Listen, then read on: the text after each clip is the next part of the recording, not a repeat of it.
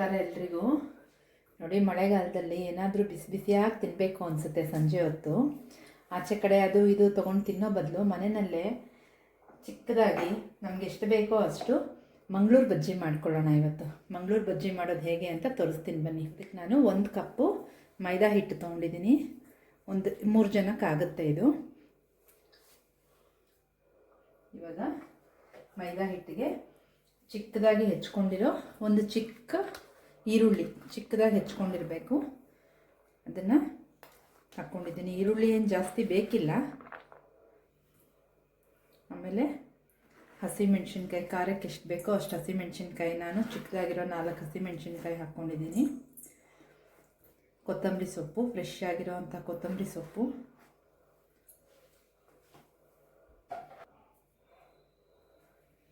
ಜೀರಿಗೆ,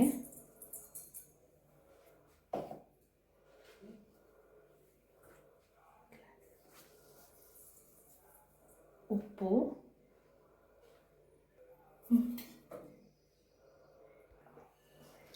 ಒಂದು ಚಿಟಿಕೆ ಅಡುಗೆ ಸೋಡಾ, ಮಜ್ಜಿಗೆ ಅಥವಾ ಮೊಸರು ಯಾವುದಾದ್ರೂ ಹಾಕ್ಕೋಬೋದು. ನೋಡಿ, ಮಜ್ಜಿಗೆ ಸ್ವಲ್ಪನೇ ಹಾಕ್ಕೊಂಡು ಕಲಿಸ್ಕೋಬೇಕು.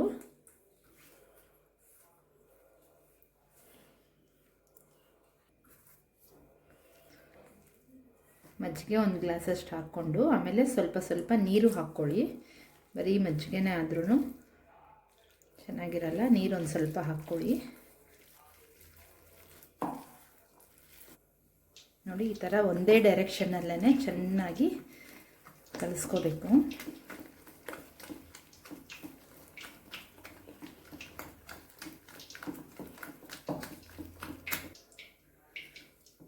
ನೋಡಿ, ಈ ಹದ ಇರಬೇಕು. ಇವಾಗ ಬಾಣಲಿನಲ್ಲಿ ಎಣ್ಣೆ ಕಾಯಕ್ಕೆ ಇಟ್ಕೊಳ್ಳೋಣ. ನೋಡಿ, ಎಣ್ಣೆ ಕಾದಿದೆ. ಎಣ್ಣೆ ಕಾದಿದೆಯಾ ಇಲ್ವಾ ಅಂತ ಒಂಚೂರು ಹಾಕ್ಕೊಂಡು ನೋಡೋಣ.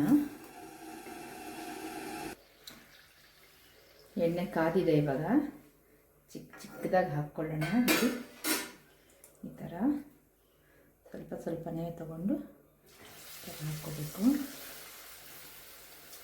ಫ್ಲೇಮ್ ಹೈಯಲ್ಲೇ ಇರಬೇಕು ಸ್ಟಾರ್ಟಿಂಗಲ್ಲಿ.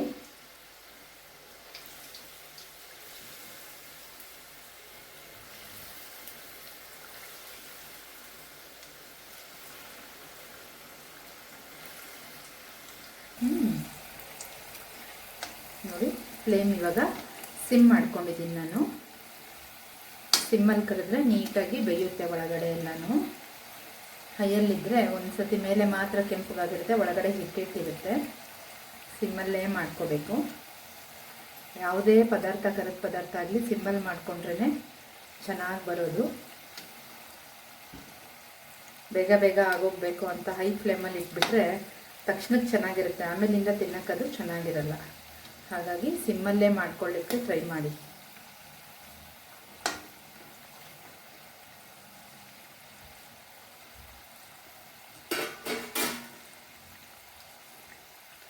ಎರಡು ನಿಮಿಷ ಚೆನ್ನಾಗಿ ಬೇಯುತ್ತೆ.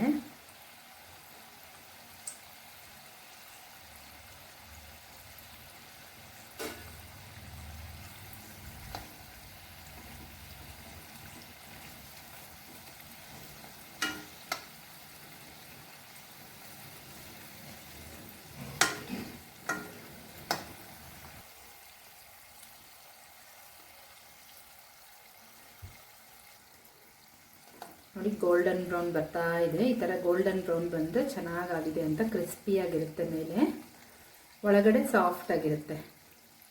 ಆವಾಗ ಟೇಸ್ಟ್ ಚೆನ್ನಾಗಿರುತ್ತೆ. ಇದಕ್ಕೆ ಒಳ್ಳೆ ಕಾಂಬಿನೇಷನ್ ಅಂದರೆ ಹಸಿ ಕೊಬ್ಬರಿ, ಫ್ರೆಶ್ ಆಗಿರೋವಂಥ ಹಸಿ ಕೊಬ್ಬರಿ ಚಟ್ನಿ. ಮಕ್ಳಿಗೆ ಬೇಕಂದರೆ ಸಾಸ್ ಹಾಕಿ ಕೊಡ್ಬೋದು. ಈಗಿನ ಮಕ್ಳಿಗೆ ಚಟ್ನಿ ಎಲ್ಲ ಇಷ್ಟಪಡಲ್ಲ, ಅವು ಸಾಸ್ ಇಷ್ಟಪಡ್ತಾರೆ. ಸಾಸ್ ಹಾಕಿ ಕೂಡ ಕೊಡ್ಬೋದು, ಅದು ಚೆನ್ನಾಗಿರುತ್ತೆ ಟೇಸ್ಟು. ಬಟ್ ಹೆಲ್ದಿ ಅಂದರೆ ಒಳ್ಳೆ ಹಸಿ ಕೊಬ್ಬರಿ ಫ್ರೆಶ್ ಆಗಿ ಅವಾಗ ಹೊಡೆದು ಅವಾಗ ಮಾಡಿದ್ರೆ ಚಟ್ನಿ ತುಂಬ ಚೆನ್ನಾಗಿರುತ್ತೆ. ಹಸಿ ಕೊಬ್ಬರಿ ಚಟ್ನಿ ಜೊತೆ ಮಂಗಳೂರು ಬಜ್ಜಿ ಟೇಸ್ಟ್ ತುಂಬ ಚೆನ್ನಾಗಿರುತ್ತೆ. ಎಲ್ಲರೂ ಒಂದ್ಸತಿ ಟ್ರೈ ಮಾಡಿ ಹೇಗಿದೆ ಅಂತ ಕಮೆಂಟ್ ಮಾಡಿ. ನೋಡಿ, ಇವಾಗ ಪರ್ಫೆಕ್ಟಾಗಿ ಆಗಿದೆ. ಸೋಡಾ ಪುಡಿ ಜಾಸ್ತಿ ಹಾಕ್ಕೋಬಾರ್ದು, ಸುಮ್ಮನೆ ಒಂದು ಚಿಟಿಕೆ ಹಾಕ್ಕೋಬೇಕು, ಇಲ್ಲ ಅಂದರೆ ಜಾಸ್ತಿ ದಪ್ಪ ಆಗೋಗುತ್ತೆ, ಚೆನ್ನಾಗಿರಲ್ಲ ಅದು. ನೋಡಿ, ಪರ್ಫೆಕ್ಟಾಗಿ ಆಗಿದೆ ಇವಾಗಿದು. ಮೇಲೆ ಎಲ್ಲ ಕ್ರಿಸ್ಪಿ ಕ್ರಿಸ್ಪಿ ಆಗಿದೆ, ಒಳಗಡೆ ಸಾಫ್ಟ್ ಸಾಫ್ಟ್ ಆಗಿರುತ್ತೆ.